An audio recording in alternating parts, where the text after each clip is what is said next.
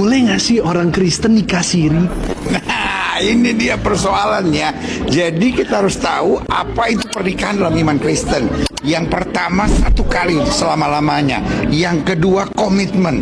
Dan yang ketiga, menyatakan diri kepada orang banyak di hadapan Tuhan dan di hadapan orang banyak sebagai saksi bahwa apa yang telah dipersatukan Tuhan tidak boleh diceraikan oleh manusia. Berarti tidak boleh dibawa tangan, tidak boleh diam-diam, dan tidak boleh tanpa perjanjian di hadapan Tuhan, yaitu pernikahan gereja.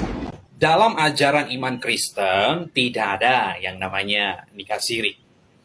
Sebelum diberkati oleh pendeta, ya, pendeta tersebut atau gereja pasti sudah menyuruh untuk diurus ke sipil.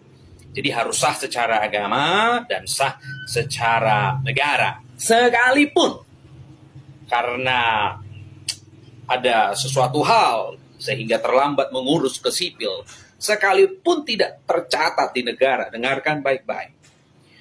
Tercatat di negara atau tidak tercatat di negara, pernikahan yang sudah diberkati, pernikahan yang sudah mengucapkan janji setia di hadapan Tuhan, tidak boleh bercerai. Apapun alasannya, tidak boleh bercerai.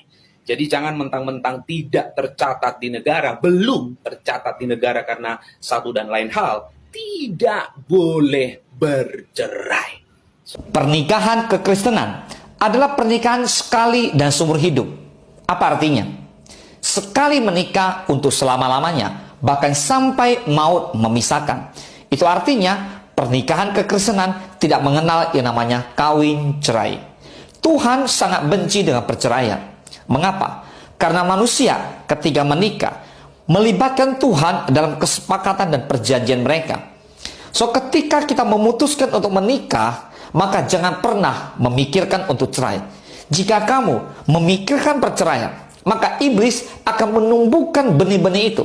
Dan pada akhirnya, kamu mulai merasa tidak cocok, mulai merasa ada percecokan, akhirnya kasihmu menjadi dingin. Seharusnya seorang anak Tuhan, izinkanlah kasih itu mengalir ketika Tuhan berikan kepada kamu. Jika kamu anak Tuhan sejati, pasti mengasihi Tuhan, pasti mengasihi sesama.